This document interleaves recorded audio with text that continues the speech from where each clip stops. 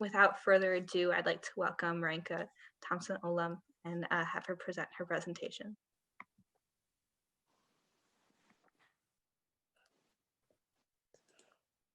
All right, good evening, everyone. Can everybody see my presentation? Yeah, great, let's start.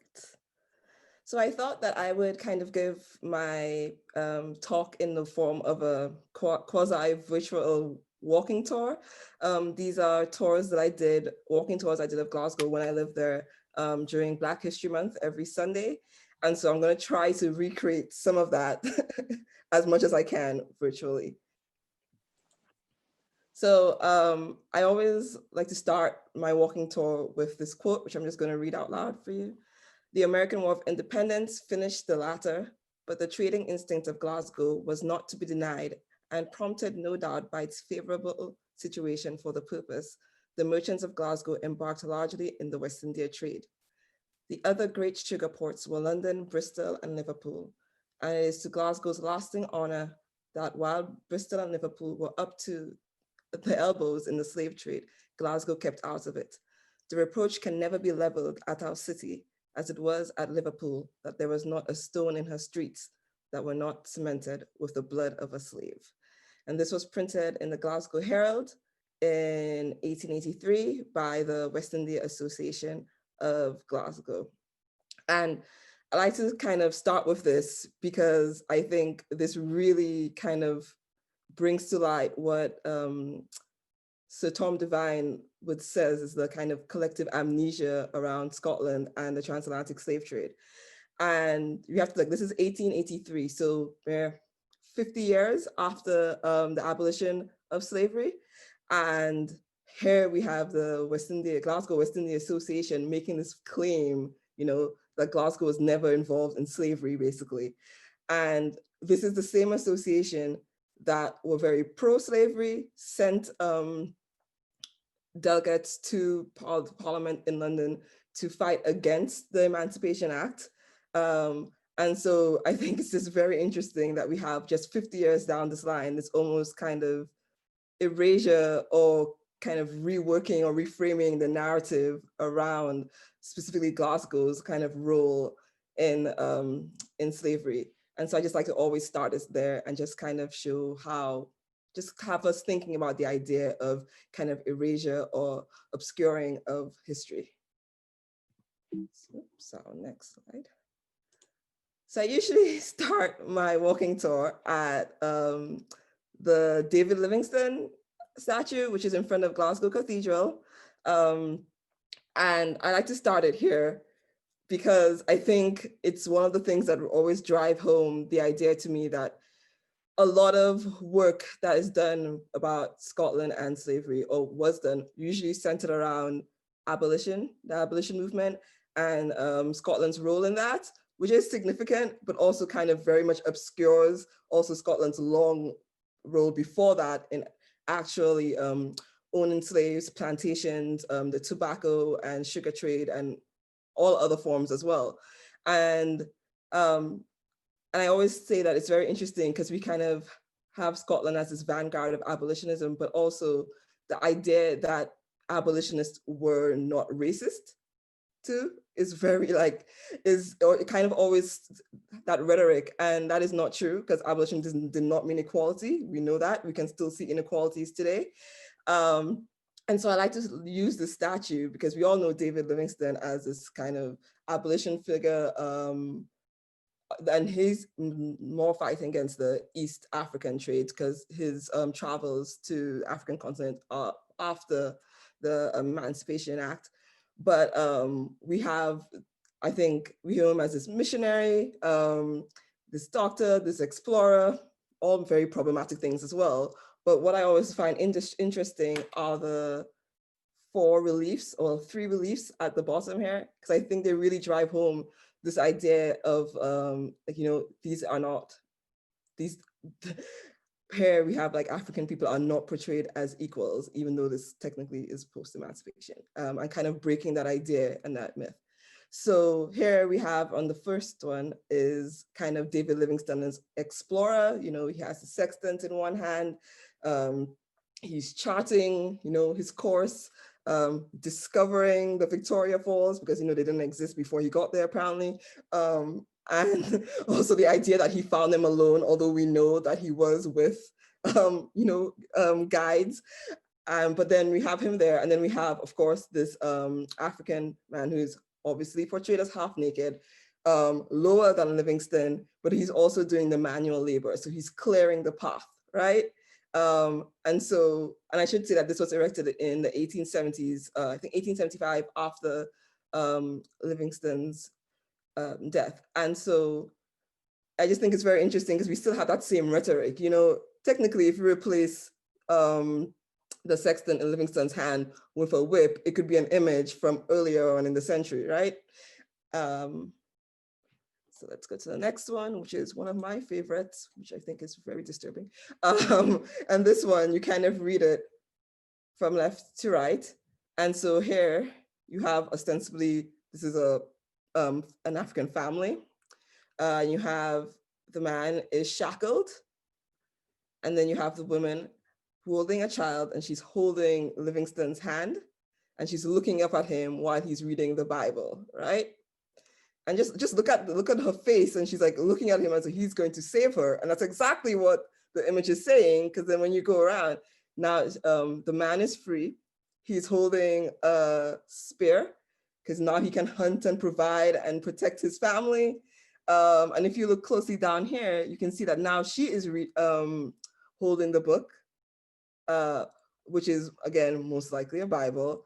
And the child is now a little bit older. So basically, through Livingstone, they have been freed. And they owe it all to him. So he's their savior.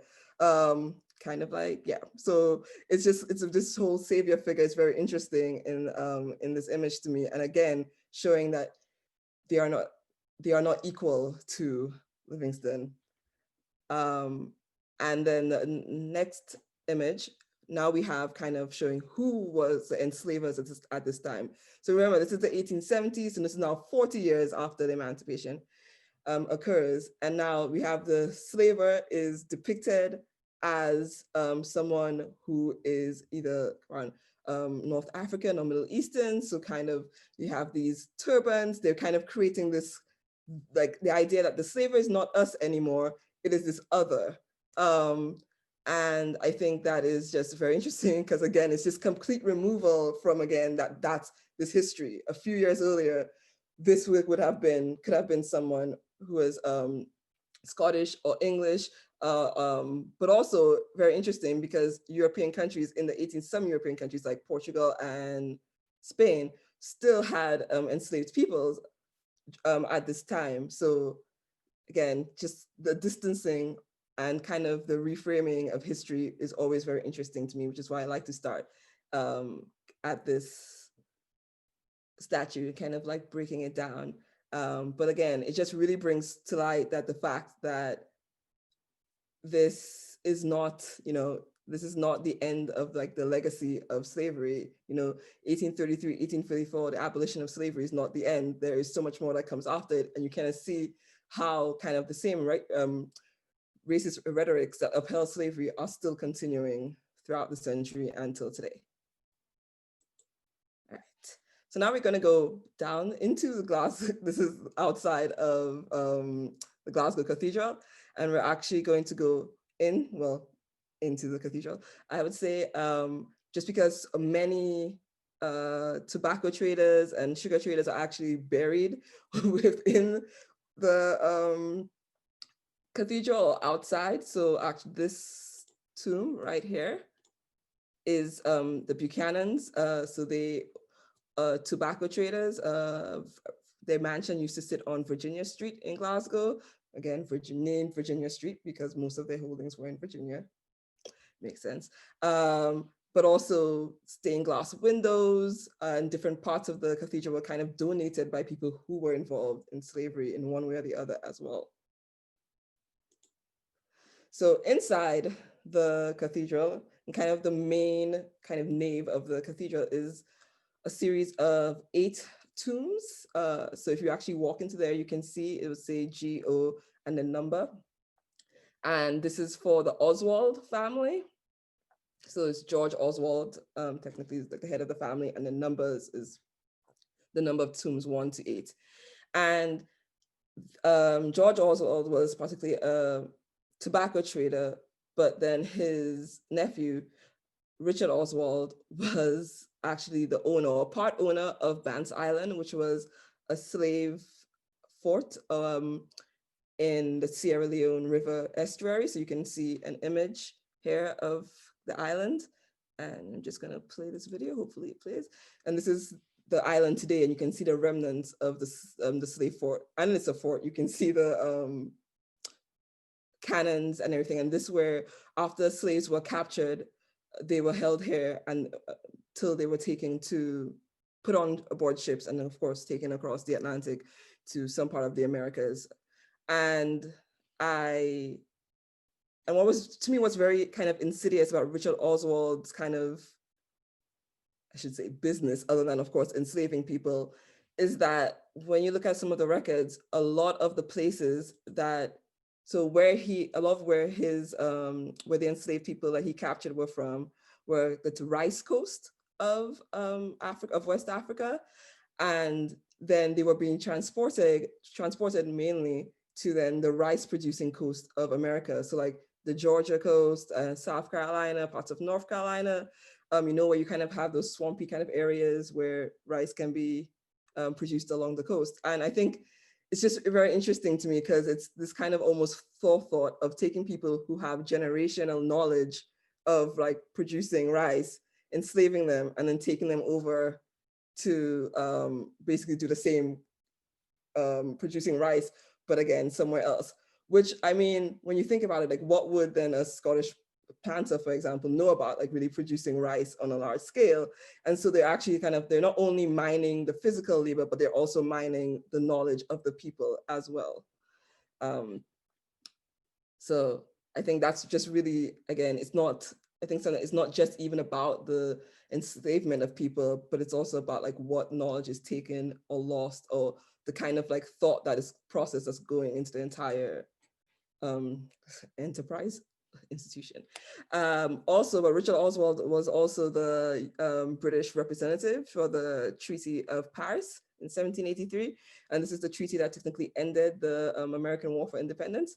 And this is, I always think this is interesting. Here are the American delegates, and here is supposed to be Oswald and his secretary, but they're not in it.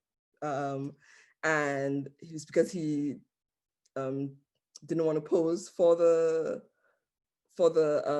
portrait, partly because a lot of people thought that he capitulated too much to the demands of the Americans, and so and again, a lot of, especially Scots, lost a lot of property in specifically the Chesapeake Bay area during the American War for Independence, again, if they were loyal to Britain.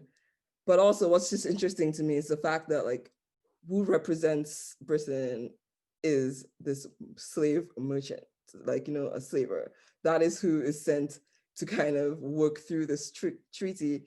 And that's partly because there is an entire clause about like slavery within that treaty, about not being able to remove property, specific slave property, from the now ex-colonies of America. And that's how important it was for them basically to keep that labor, because that labor is what produced everything and their wealth. Next. All right, we're still in the cathedral, so bear with me. And this is a stained glass window.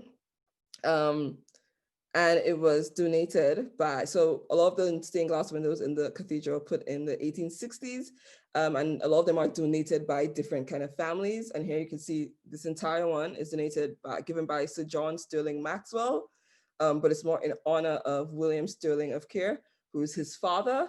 And you might know John Sterling Maxwell more he was also the owner of Pollock House in Pollock Park. So yeah, if you've ever visited there, same family.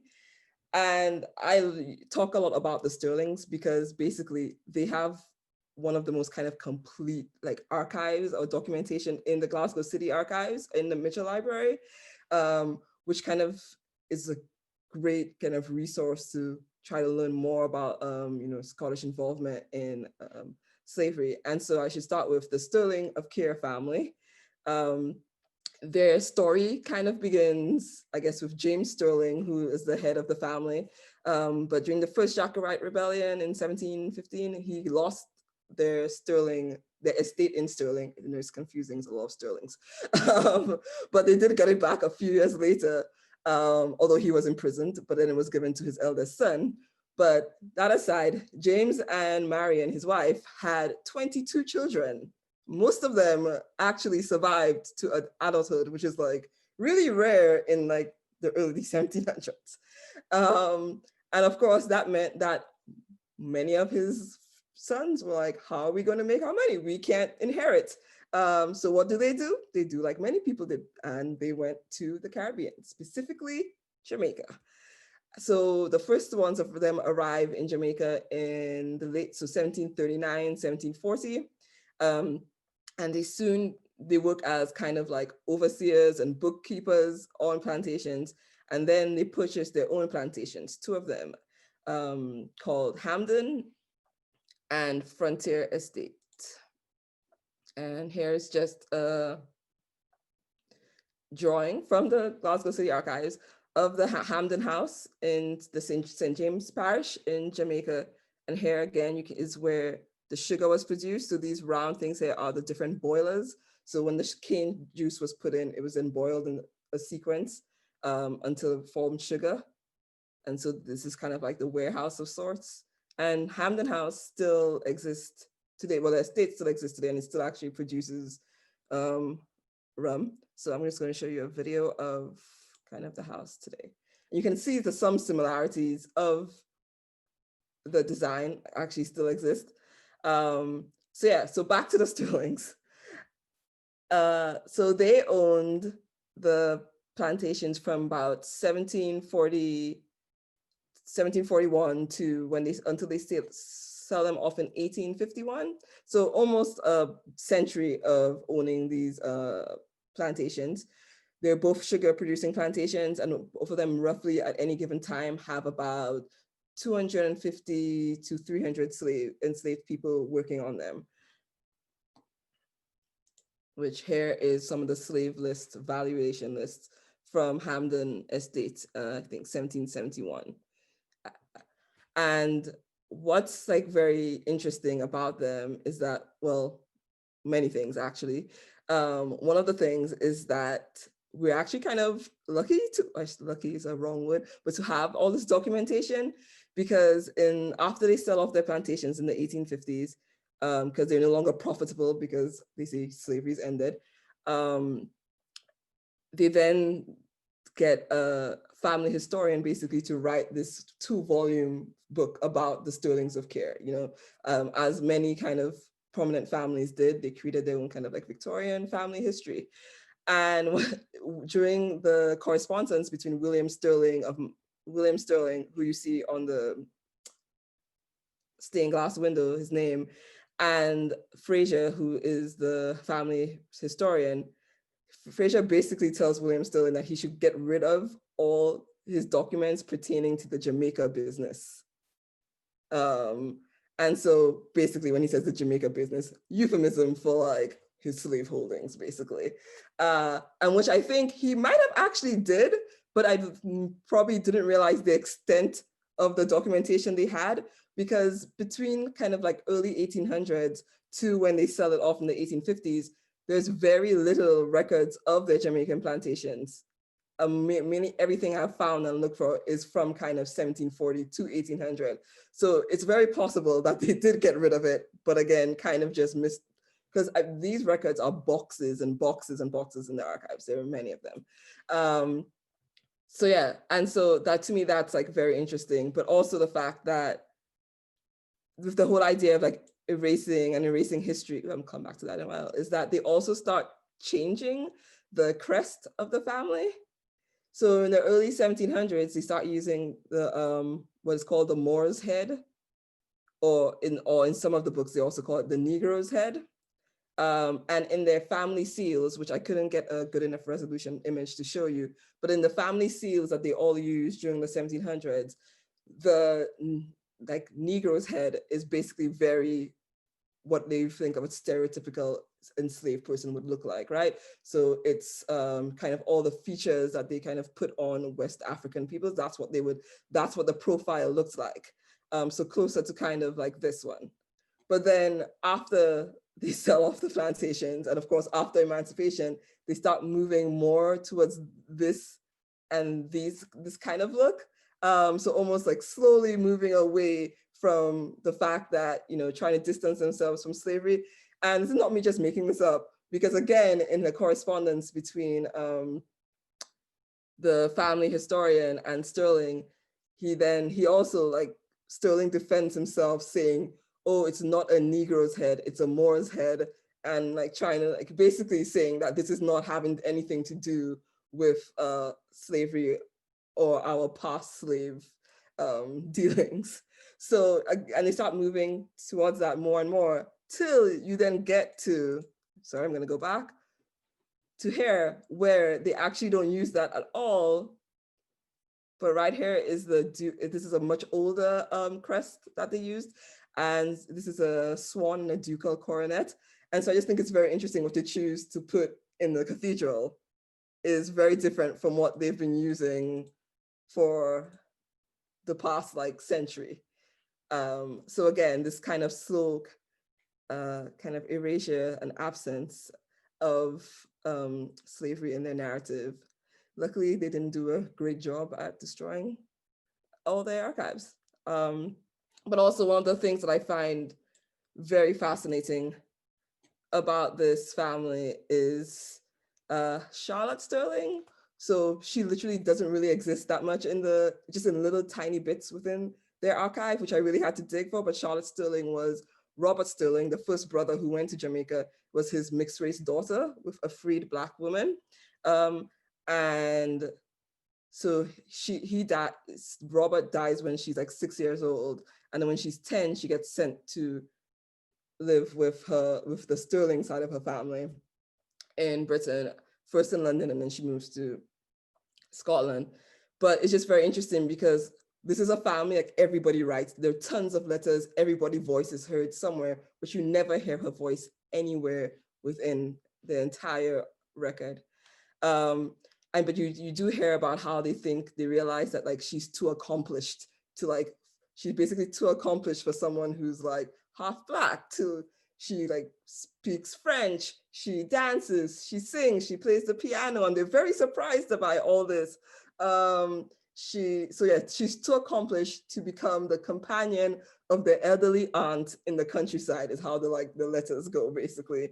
But what is very interesting to me is the only thing that I have ever found actually done by Charlotte Sterling is not even a letter or anything, but is this painting that went on sale in Sotheby's, and it was part of a large Forbes, which is a big Scottish family collection, that went on sale a few years ago, and which actually neighbored the Sterling estate in Scotland. And there's evidence that the families were very close. And so this is actually a painting of an ink drawing, basically, of a painting done by Robertson, who went in the 1770s or 1760s to Jamaica and was commissioned to do all these views of Jamaica. And they became very popular. The prints became more popular in the UK. And here's Charlotte, basically. She never goes back home. She lives until she's 90. She's 90, right? Yes. But she never returns to Jamaica, although there is evidence that she does want to go back. But this is the only thing. She's basically recreated a image of her home, which I feel like is kind of really moving. But yeah, and so, but her absence in all of their documentation is also just so telling to me. All right. Ooh, how much time do we have left? So I am probably going to skip these, sorry, and go to the Glasford portrait. So this is outside of Ramshawn Kirk on Ingram Street. in Glasgow.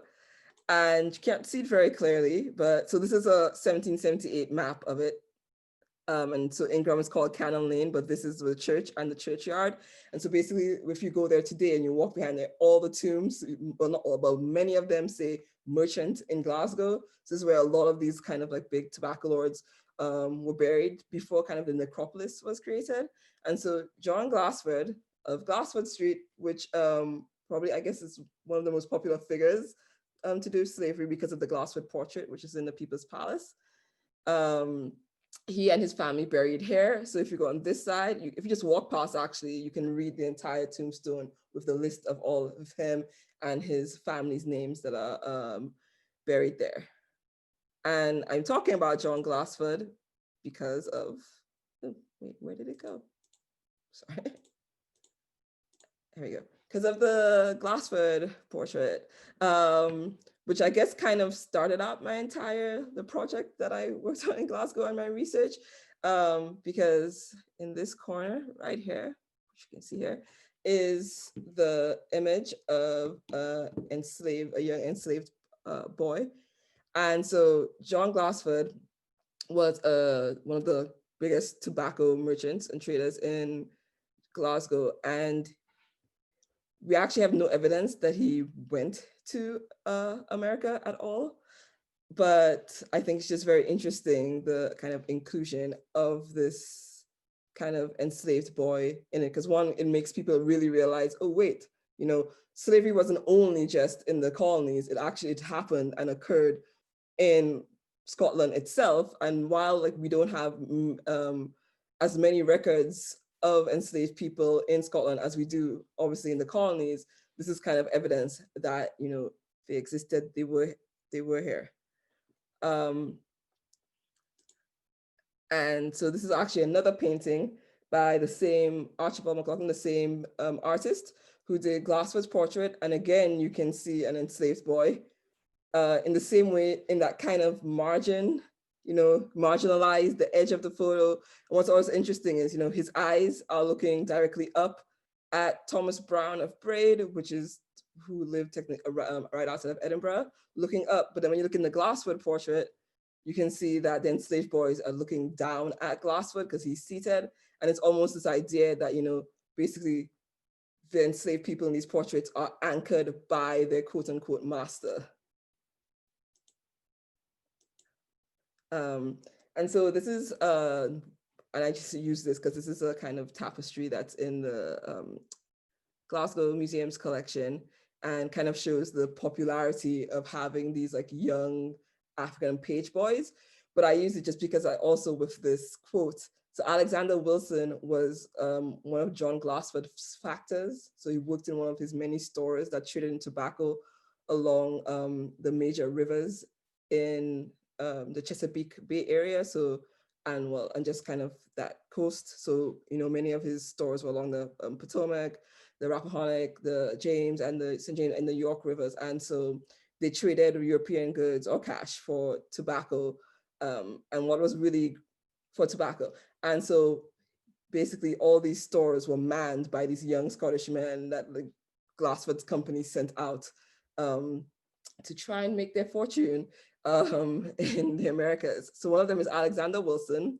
His father was actually a professor of astronomy at the University of Glasgow College, as we would have called then. But he's writing to his family, and he basically says, if Peggy, who's his sister, wants a black boy, I can send her one for £50, right? And he also writes on his like daily journal that they have these young enslaved boys working in the stores with them. So I think it's like this is very interesting to me, because basically you can get an idea of how this boy would have come or could have come to be in Glasgow in this portrait with Glasford, right? This kind of exchange and talking about sending people back and forth. But also for a long time, Glasford has been kind of spoken about more in the tobacco trade, but not specifically in like trading in enslaved people. But looking through some of the Glasford Company records in the Library of Congress, I did find like mention of the getting into what they call the Guinea consignment. And during that time, when you say Guinea, it's like a Guinea man was like a ship that transported enslaved people. A Guinea trader usually was a slave trader. But then also, then there's this letter from Alexander Cunningham to Neil Jameson, and Neil Jameson was Glasford's main partner in America. He lived in Norfolk, Virginia. And here you have this whole, Alexander Cunningham basically asking Neil Jameson to procure this specific like number and group and ages of enslaved people for him, So this kind of broadens the scope of Glasford's not only a tobacco trader, but there's actually trading of enslaved people, not even on just like the one-on-one basis, while you might have one enslaved boy in a store, or he might have one in his townhouse in Glasgow. This is on a bigger scale as well. I have 4 moments. And here you can see, this is from the Colchester store, Glasford's Colchester store. And you can see it's under the account is under his name, actually. And here it says 1 Negro boy and 1 Negro girl. And when you look at all the accounts, all the enslaved people who work in those different stores are actually recorded under Glasford's own account, even though he's not in the States at the time. You have more time if you want. You're until 7:50, so. Am I? Yeah. Yeah, you're fine. I didn't want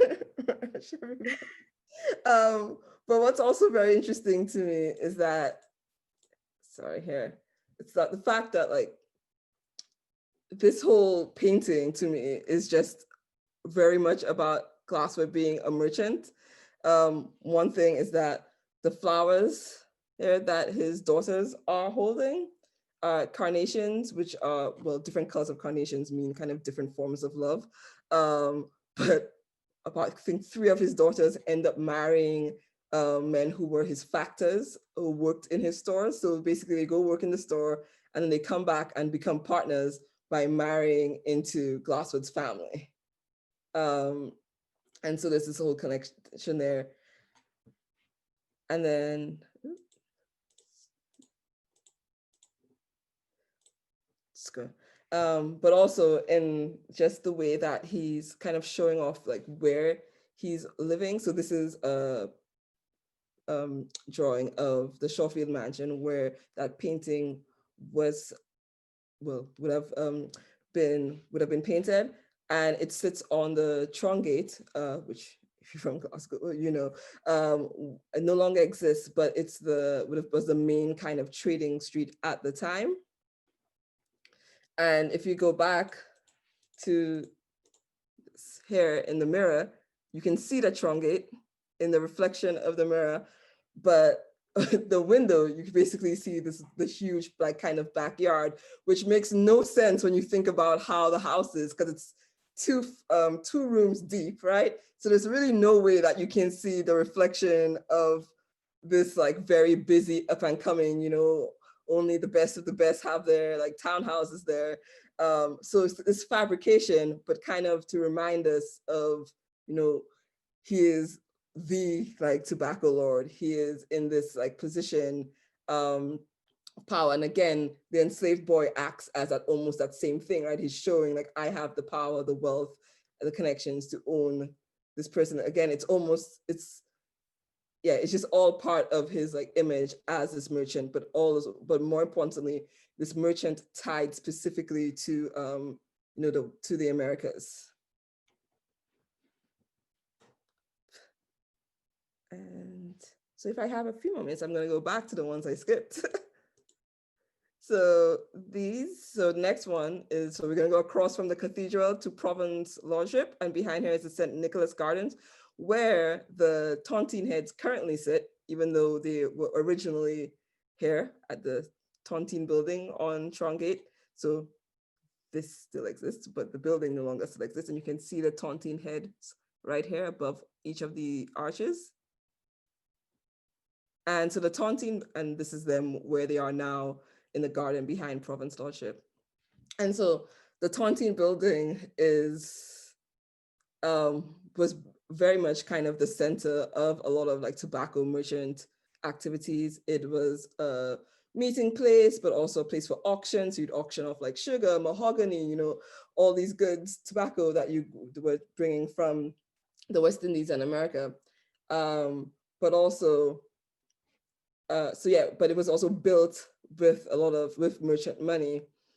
And it's very interesting because Alexander Wilson, the same young man who said that he would, you know, send Peggy a black boy for £50, he only lasts like 2 years in Virginia. He gets sick and has to come back in the 1760s. And so when he's sailing back up the Clyde, he writes that that Glasgow has changed so much in those 2 years that he's been gone.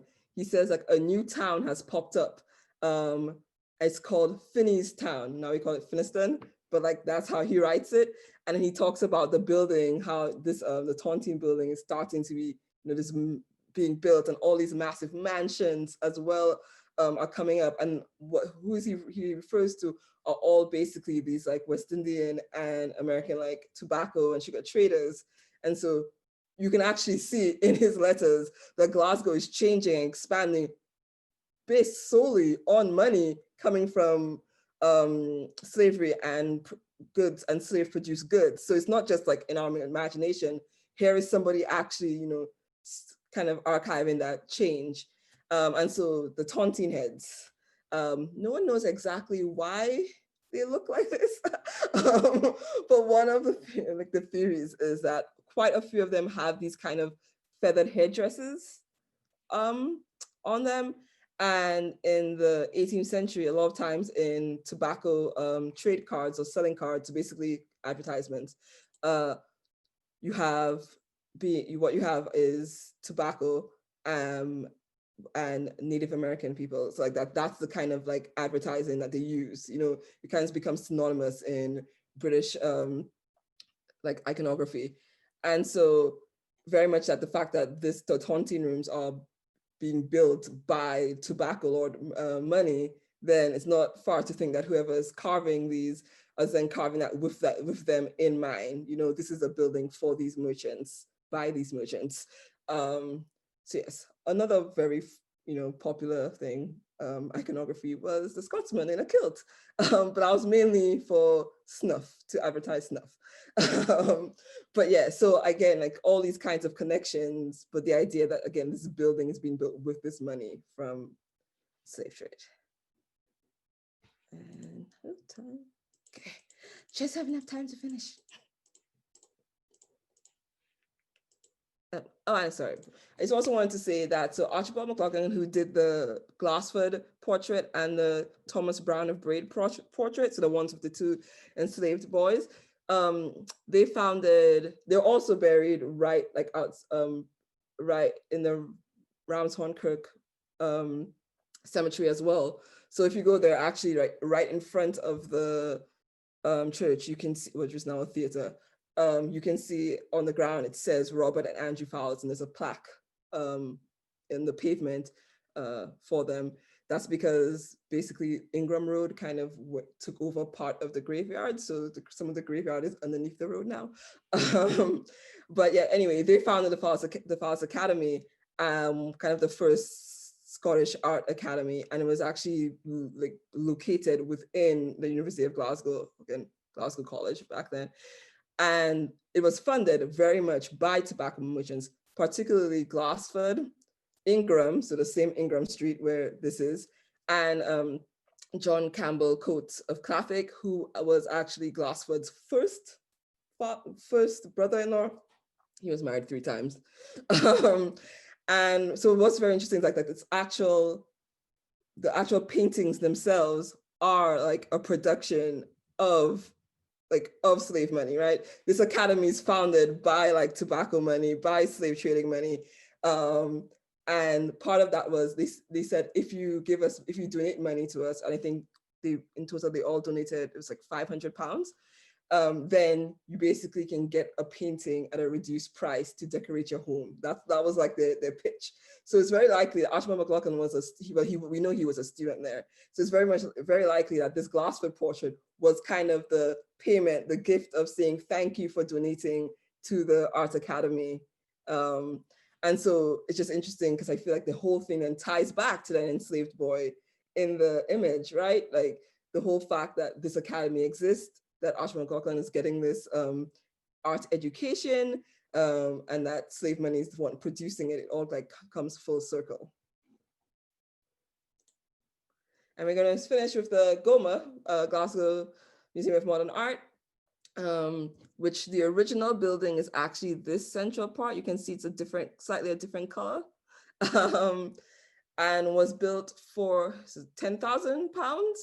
Yes, beginning in 1770s, and it was owned by William Cunningham of Laneshaw. And I think it's just always a great thing because, like, I mean, everybody kind of knows this building. It's always a great place to end a walking tour, to kind of show. I remember there was nothing there. All these buildings weren't around it at the time.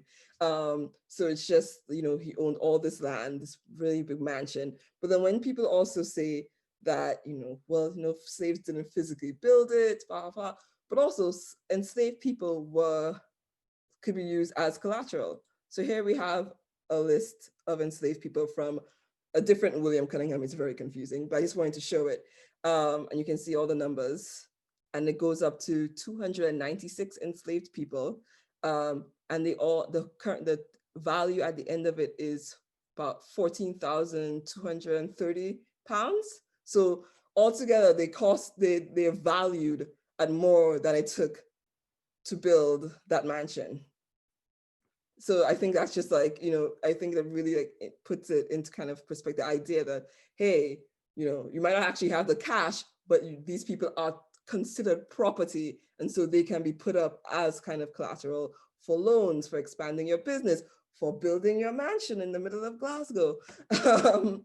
And yeah, but also I just wanted to, like, you know, put some of their names here so that we can like remember them. Even though I think one of them actually is called Glasgow in this list somewhere. Oh, there's a Bristol. But yeah, but just and also kind of to remember them. And yeah, I guess I'm just gonna end there because I'm now out of time. Thank you so much. I know everyone's muted, but please, if you could just raise a hand and give a clap to Marenka on her seminar. She's very kindly agreed to stay on for the discussion. We'll just start off. Bill, can I ask you to unmute yourself? Many thank you for agreeing to do our discussion for us and leading it. Please take it away. Great, thank you so much. Marenka, that was so fascinating, interesting. So I'm glad you started by you know, asking us to look at the way in which there's a kind of obscuring of history and an erasure of history, because I think it's very tempting for us to kind of erase ourselves from the picture of slavery. I think that one of the real challenges for our time right now is a real cheshbon nefesh, a real kind of chance to take a reckoning or an account of how the Hebrew Bible participated and contributed to the institution of slavery, and at the same time seeing how the Bible was used to advance the cause of liberty and rights for enslaved peoples. I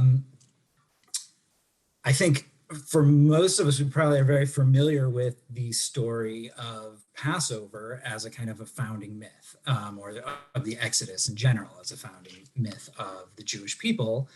And it's kind of tempting to just say that that our story is essentially one of an enslaved nation that shakes off this rule of oppression and of slavery in order to experience liberty under what is ostensibly a more benign form of rulership. And indeed, that's kind of one of the most powerful narratives of the Hebrew Bible. It's been used as a kind of basis for liberation theology, and many slave movements and revolutions. But as happens kind of many times throughout history, the kind of oppressive nature of that overthrown institution is then imprinted and promulgated by the very system that it reforms. And it's our job, I think, now to kind of unpack that mess. I should say, I just want to start out with a disclaimer that in a way, I'm really not an expert on this subject. I've taught a lot of Bible and I have a lot of biblical sources that I'd love to look at with everyone about slavery in Jewish theology. But I should also say that there really is no kind of one overarching Jewish theology. There's no way that we could point to say, oh, this is the Jewish view on slavery. Instead, really, we share a number of sources that theologians have used over history in one way or another. And I'd like to tonight look at at a debate that occurred at around that same time as many of that we're just looking from, the 19th century, but in America, where the Jews essentially had to become involved with the debate around the abolishment of slavery in the lead up to the Civil War. But let me start off. I just want to kind of gauge where people are at, and I want to ask, really, are people surprised to learn that the Hebrew Bible contains laws regarding the ownership and treatment of slaves? People are not like, if that's like mind blowing to you, you raise your hand. I can't really see everyone, but it sounds like, okay, so people at least recognize that, yes, that the Hebrew Bible does in fact allow slavery and has many rules regarding how slaves can be acquired. Often that was either as captives in war or acquired as essentially a way to redeem personal debt, that if somebody was had been lent money and couldn't pay them back, they would have to repay that debt with labor. And there are different rules regarding the treatment of foreign slaves versus Hebrew slaves, and male slaves and female slaves. And we can't, I have a number of those sources that we can look at in depth. But I want to start out by taking a look at that kind of historical moment in the 19th century, where, as you can imagine, so much hinged on how those sources were read and used by the rabbis of the time. So let me go ahead and share my screen. Let's take a look at this first.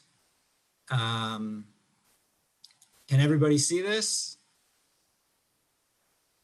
Yeah? Wait, I can't see everybody. Sorry. Are you there? Yes, no. Okay. It's not on the screen just yet. It's not on the Yes. screen. No. So let me, sorry.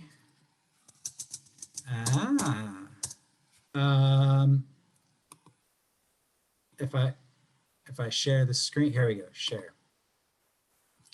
Now you're looking at my screen, yeah? Yes. Okay, there we go. So this is a quote from a report made by the Foreign Anti-Slavery Society. Would someone like to read it, actually? I mean, it's kind of the, I feel like the nature of Zoom is that I become a talking head, but I'd love to hear other people's voices as well. Okay, I'll I can. volunteer to read it. Can I Thank you, volunteer? Fiona. Yeah, okay. Jews deem it their place to have everyone choose whichever side he may deem best to promote his own interest and the welfare of his country. They do not interfere in any discussion which is not material to their religion. Okay, good. So what is the, if you want to paraphrase that, what's the point of this quote from the Anti-Slavery Society? Sounds to me like a lot of fence sitting and saying it's up to each individual, but it's not really anything to do with us. Okay, exactly. The in the 1850s, many Jewish communities were kind of pressed to take a side, and as I'm sure many of us are familiar with the feeling of sitting in synagogue and saying, "Uh-oh, I don't want this to get too political." Most rabbis simply remained silent on the issue, and this is, on the one hand, it's an incredible feature of Jewish theology that there is a kind of room for dialogue and different approaches that's inherent in kind of how Jewish thought works dialogically. But it also was kind of used as an excuse, essentially, to not take a stand. And in fact, there's many other rabbis who similarly kind of tried to stay out of the debate. Isaac Meyer Wise, right around that same time, was a leader in the Reform movement who actually wrote an editorial for a Jewish newspaper, The Israelite, which was simply titled "Silence Our Policy," right? That he kind of would advocated that we should simply stay out of the discussion and remain silent as a way of staying out of politics. Now, and the Foreign Anti-Slavery Society obviously was an abolitionist movement, and they may, this quote may have in fact had a kind of polemic that they were in fact trying to kind of push Jewish communities to come out in favor of abolition. I mean, it's pretty clear actually that at the end of that report that was the case, but it's interesting that they had to be pushed to do so. But obviously things then came to a head as we move closer towards the Civil War.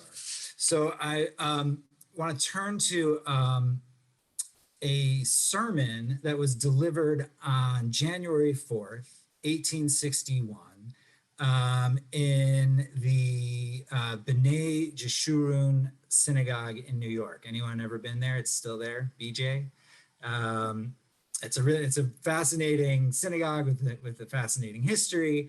Now, you would think that essentially Jews in the north of America were anti-slavery, and Jews in the south were pro-slavery, and by and large, that is in fact the case. But many of the Jews in New York had strong business ties to the slave trade. And on January 4th, 1861, Rabbi Morris Jacob Rafal delivered a sermon on a day of prayer that had been issued by President Buchanan. Buchanan was at that point a sitting duck, a lame duck president. Lincoln had just been elected president by the North, but none of the southern states had voted for Lincoln. And it was clear that the nation kind of sat at the precipice of the Civil War. And Rabbi Rafal in New York wrote a sermon for that day of prayer that responded to a sermon that had just been delivered by Henry Ward Beecher, who was a notable abolitionist in Brooklyn that tried to take the Jewish community to account for its participation, or for the Bible's participation in, or the allowance of the slave trade. So will someone read this for us? Can I call on somebody? Yes, I can read it. Yeah. Oh, thank you, Elaine. How dare you, in the face of the sanction and protection afforded to slave property in the Ten Commandments, how dare you denounce slaveholding as a sin? The patriarchs had slaves. Does it not strike you that you are guilty of something very little short of blasphemy? Okay, so if you're going to paraphrase that, what's Rabbi Rafal's point?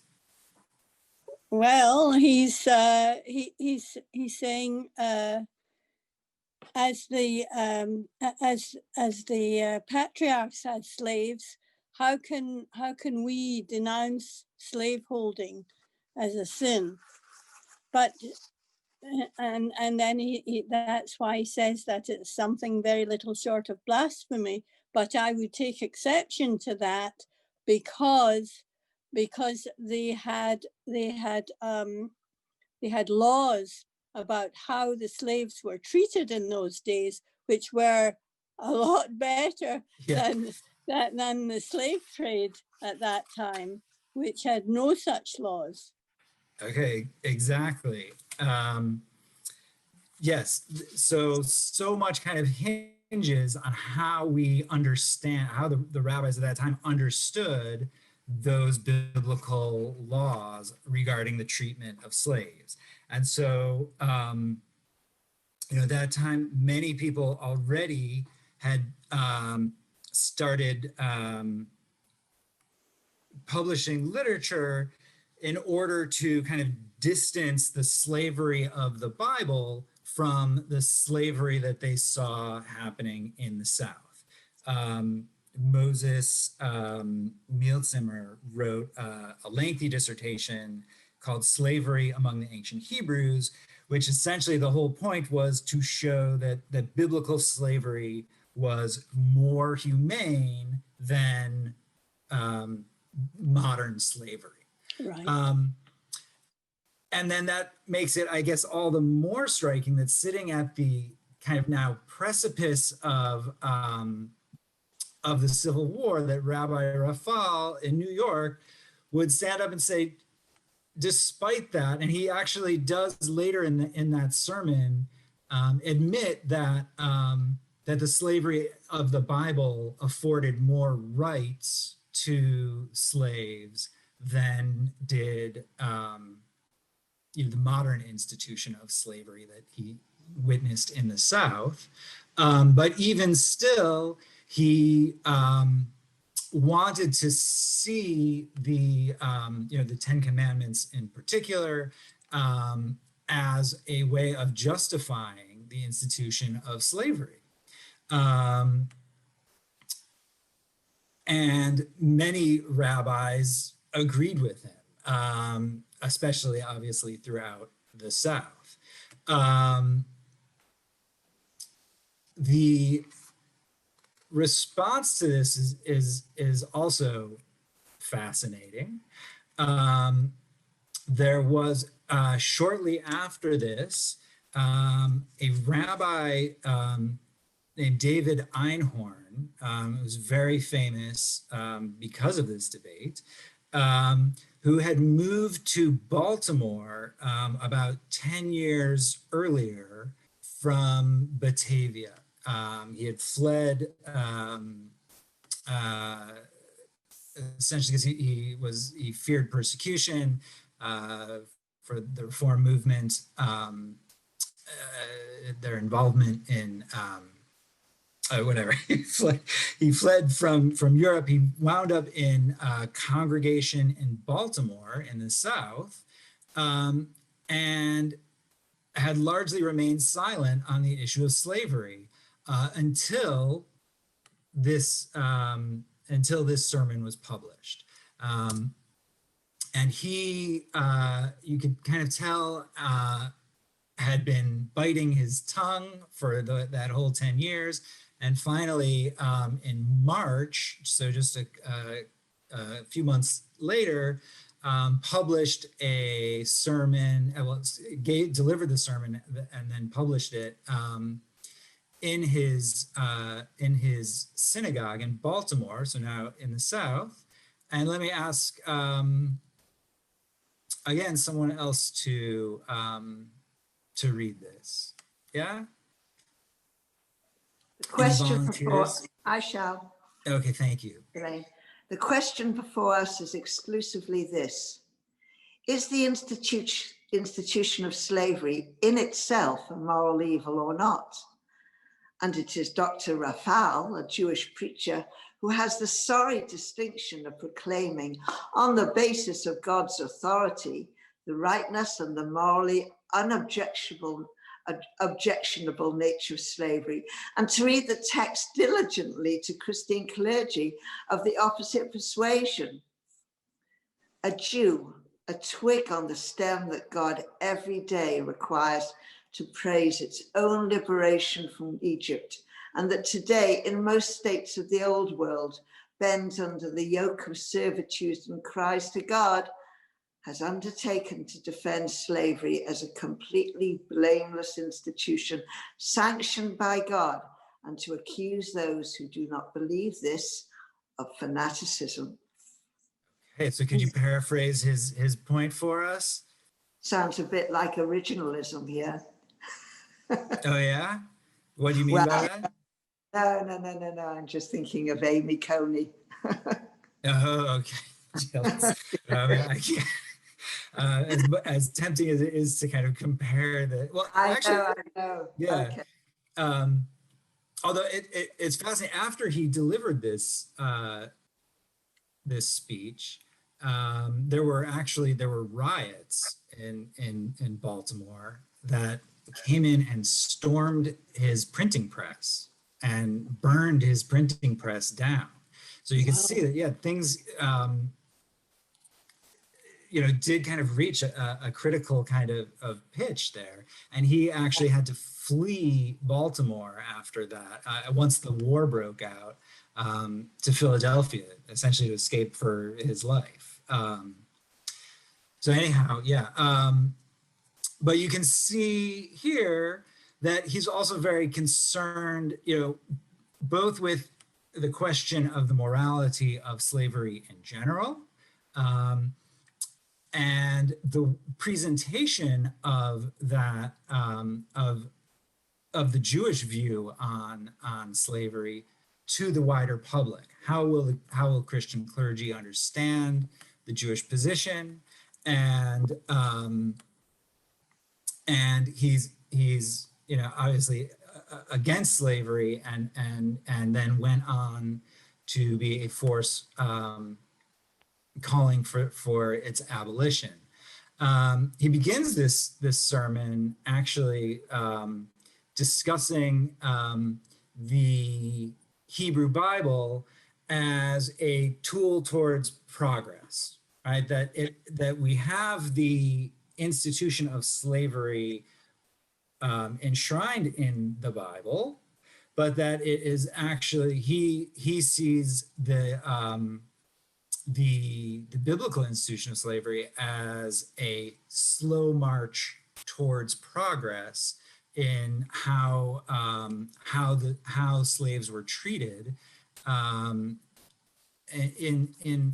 biblical terms. So what I'd like to do is take a look at a few of those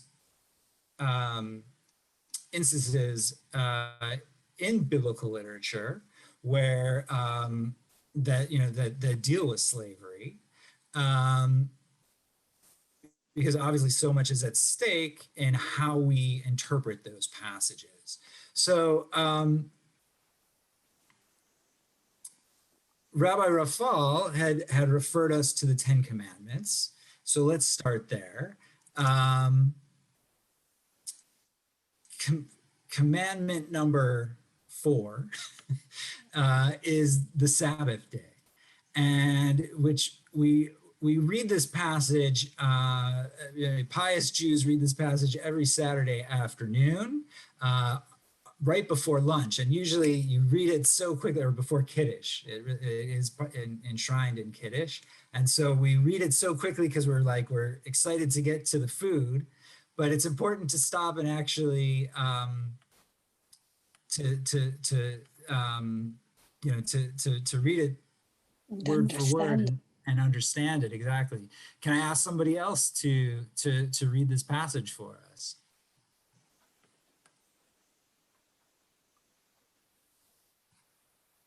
I'm going to make Ruby call on somebody. Let me switch my view. I'm happy to call on somebody. I'll be the bad guy, don't worry. Okay.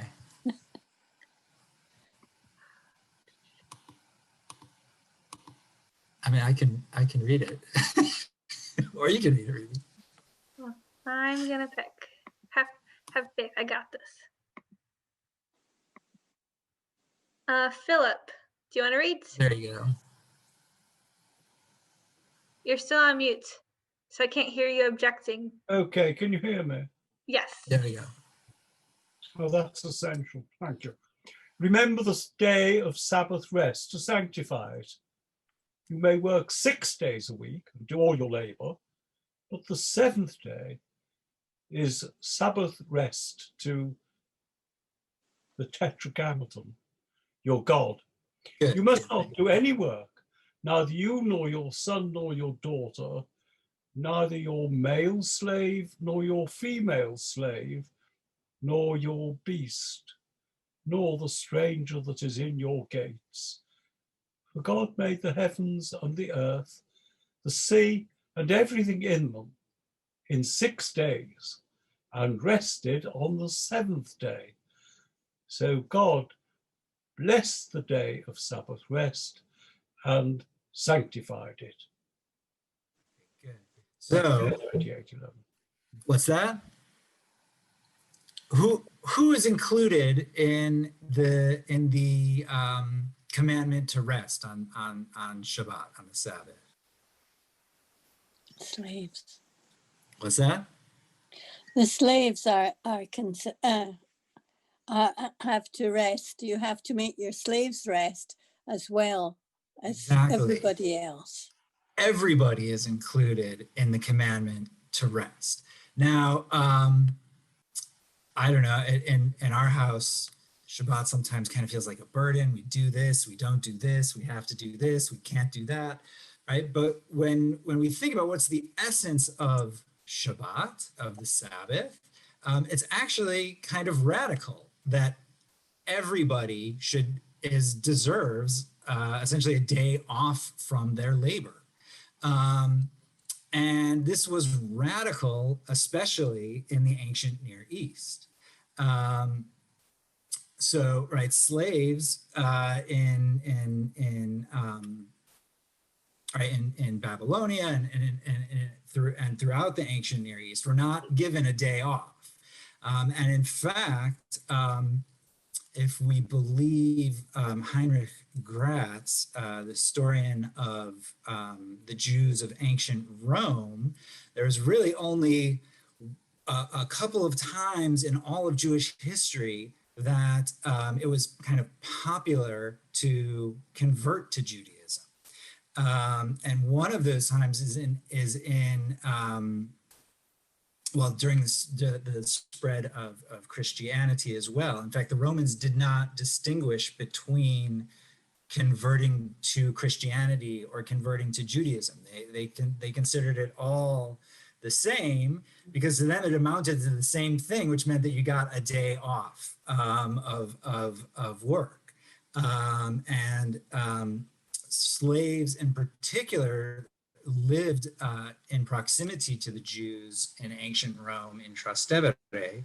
And we have evidence that many slaves began to convert to Judaism or to Christianity. Like I said, the Romans didn't necessarily distinguish between them. because it meant that they could would receive a day of rest. And I think explains a lot about the appeal of the biblical message to a wider audience, and certainly to an enslaved people. Now, by the same token, I think it's also important to note here, as Marenka kind of pointed us towards, the ways in which this same law could be used as a tool for erasing and obscuring the enslaved peoples as well. And I'm particularly, I was very struck by the relief showing Livingstone, who is this kind of savior figure freeing the slaves, kind of reading from his Bible, and the slave who's holding the Bible, and thinking of all of those slaves who were forced essentially to observe the Sabbath in a particular way, and the ways in which that contributed essentially to the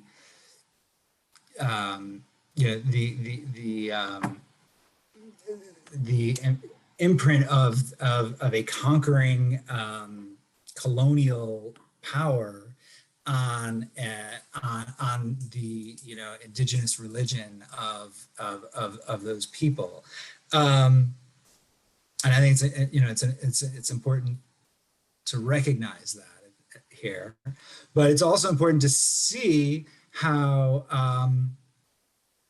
the Bible in its time certainly functioned as a as a force, as a progressive force in history, and one that resonated as well. Now, this passage is in the Ten Commandments, so biblically we all kind of know the story. We were freed from slavery in Egypt, made it to Mount Sinai, and received the Ten Commandments. Directly after the Ten Commandments, we have Parshat Mishpatim, which lays out all of the laws that the biblical society was meant to be governed by. And what is the first law that that is dealt with? These are the rules that you shall set before them. The first law is when you acquire a Hebrew slave, right? So the first law deals with slavery. We have an enslaved people who are freed in order to create a more just society. So the very first law to that is instituted, that's even addressed, is the laws of slavery. And in particular, as just kind of a function of the way the biblical narrative kind of works, we kind of jump into the particulars of some of these rules. There were different rules governing how a Hebrew slave was treated versus what was called a Eved Kanani, a Canaanite slave or a foreign slave. Would anybody else like to read? I really don't want to make anybody read, but someone want to read this out? I don't see anybody raising their hands. I can. Oh, there you go. Go for it. You want the whole paragraph, correct? Yeah, sure. These are the rules you shall set before them. When you acquire a Hebrew slave, he shall serve 6 years. In the 7th year, he shall go free without payment. If he came single, he shall leave single. If he had a wife, his wife shall leave with him. If his master gave him a wife, and she has borne him children, the wife and her children shall belong to the master, and he shall leave alone. But if the slave declares, I love my master and my wife and children, I do not wish to go free, his master shall take him before God. He shall be brought to the door or the doorpost, and his master shall pierce his ear with an awl, and he shall then remain his slave for life. Okay, good. Which I just want to say, in my opinion, that means they have him have a family, and then that makes him kind of tied to becoming a full-time slave because his wife and children are there. Exactly. So, right, we have to ask the question: what kind of it's clear that the point of this rule is to give a Hebrew slave in particular a chance for freedom, right? That essentially slavery should not be a lifetime sentence, but that it only lasts for 6 years, and that there's a sabbatical year, which is tied into the agricultural calendar as well, and that in the 7th year, everyone should be given the opportunity to have their freedom. But obviously, if that means leaving one's wife and children, what kind of choice is that actually really giving? In some ways, it's important to recognize that would allow for a slave to go free, but also doesn't actually address the kind of the real human concern of that person who's stuck in that situation. Well, it's sort of worse than that. It's worse. It's saying actually the slave has a life, and the owner does not own him totally, but he actually owns his sperm. Okay, yeah, and very important. It means that exactly right. He owns the product of his labor, of the slave. Yeah, and that and especially this only applies. It's even worse because this only applies to a Hebrew slave. It did not apply to a foreign slave, where in fact it was clear were being purchased in order to procreate and have more slaves, right? So that those slaves could then be inherited by the sons of the owners, and were really turned into, as Marenka said, people as property could be put up as collateral. So here we see as well a form of ownership that is very problematic. So again, we have to kind of, I think, see these rules in their time and in their place for what they accomplish, but also for the ways in which that they contributed to the oppressive institution of slavery. However, directly following this is a list of rules, and one that was focused on by many abolitionists at the time was particularly the prohibition on kidnapping. And it says it very, very clearly. He who kidnaps a man, whether he has sold him or is still holding him, he shall be put to death. Right? So there was an absolute prohibition on kidnapping that many abolitionists actually picked up on to show that the biblical institution of slavery was very different from the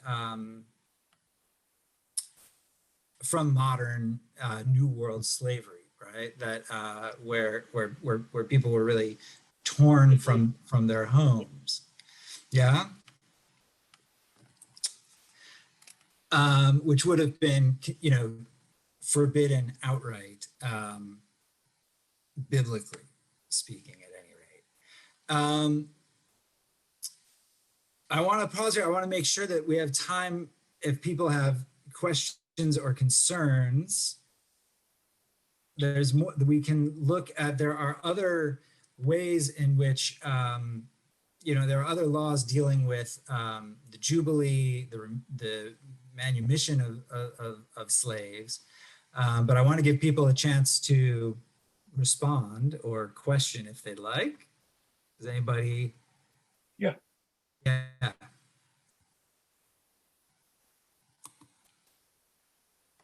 Yeah? Yeah. Okay. Yeah, are there any laws at this level, I mean at the original level, about what happens to the person who has bought the slave? Or, yeah, or is holding him afterwards, but as a result of a commercial transaction, because he hasn't done the kidnapping. I see what you're saying. In that, so this only applies to the shippers, doesn't it? that's true.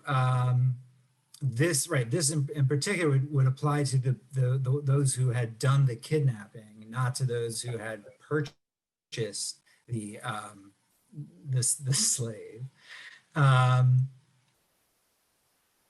That's interesting. I don't know how that case would be dealt with. So no, but most of the other laws that we find from this source, at least certainly in Exodus as well as in Leviticus and Deuteronomy, deal with then the treatment of slaves, right? How that essentially, and even more so, right now I've only brought these kind of sources from biblical literature. It's even more the case in Talmudic, rabbinic literature that deal with the responsibilities of the owner towards the slave, both in terms of taking care of that slave, as well as damages that would be owed to that slave if harm were to come to him or her. Yeah? Does that answer your question? Not really. Well, I'm not sure anymore, but I don't want to stop you.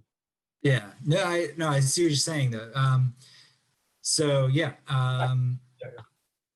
yeah, that's an interesting question. It's a great question actually. Can I just say a word here? Please. I just think that was that prohibition on kidnapping, just taken as on face value, seems to be a get-out clause to the slavers of the 18th century, the 18th and 19th centuries, and you see, it doesn't. Everything that we have in the Torah has a midrash or a commentary in the Talmud, and I'm pretty sure that there must be some sort of commentaries in the Talmud which would obviate, which would make this not as strong as it looks, or in terms of make it stronger. In terms of putting that kidnapper to death, you mean, or? Well, not so much as, but it would probably go further, saying that the slaves have to be either released or treated well in accordance with the laws. Okay, exactly. So the laws of ownership of slavery are dealt with extensively in the Mishnah and Kiddushin, which, though are focused on issues around ownership and property, do include, as I said, many stipulations about the proper treatment of slaves, right? So to show that that a slave owner is essentially responsible for the well-being of his property, as it were. Yeah, and in fact, I studied under Rabbi Stephen Wald, who utilized many of those rabbinic dicta to show that to compare the position of slaves as labor in the ancient Near East to how we treat wage earners in today's day. Right, obviously wage earners are free, but that also exempts on many levels employers from providing healthcare, dental care, right? I mean, any number of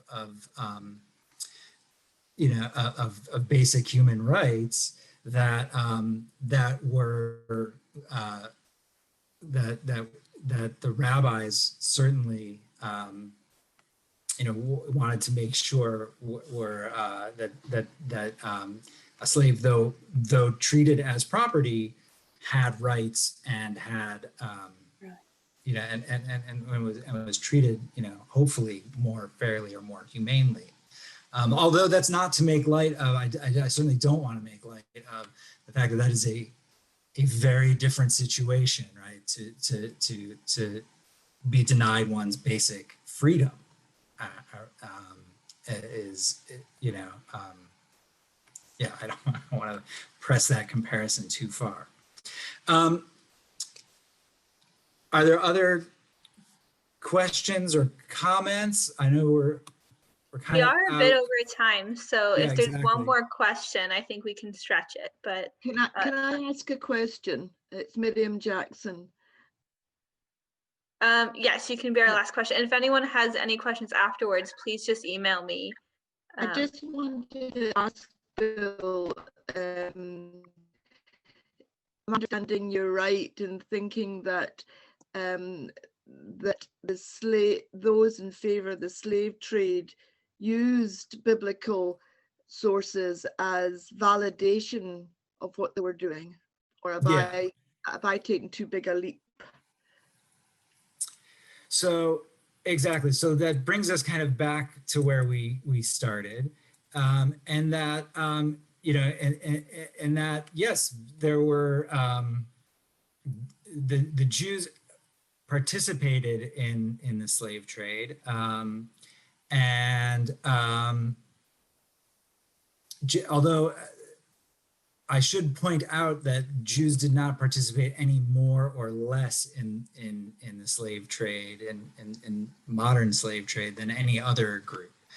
There's a kind of there's a particular kind of claim that Jews dominated the slave trade, or had a larger role than others. And in fact, it's pretty clear, the evidence is that that Jews participated as much as any other group, but that the Jews who did participate in the slave trade certainly utilized these biblical sources to say, here is this historical model of slavery that has been around in all of our history. We have biblical laws concerning slavery. We have Talmudic traditions concerning slavery, and certainly throughout the medieval period, there were there was slavery, and they saw themselves as simply participating in that chain, and utilize these sources to justify their position. That said, there's also there's the exact opposite as well. That if I were going to wrap up, I'd want to focus our attention back on Rabbi Einhorn, who and actually it's good Hanukkah Torah as well, because his sermon began with this image of the pure oil that was used to light the menorah, and that oil had to be purified. And he really saw the historical progression of a march towards liberty and away from slavery as that purification process, as the Bible kind of pointing the way towards the abolition of slavery completely. you know, taking us back to our founding myth as you know, the Exodus story of a people who were once slaved and then learned the lesson of, you know, of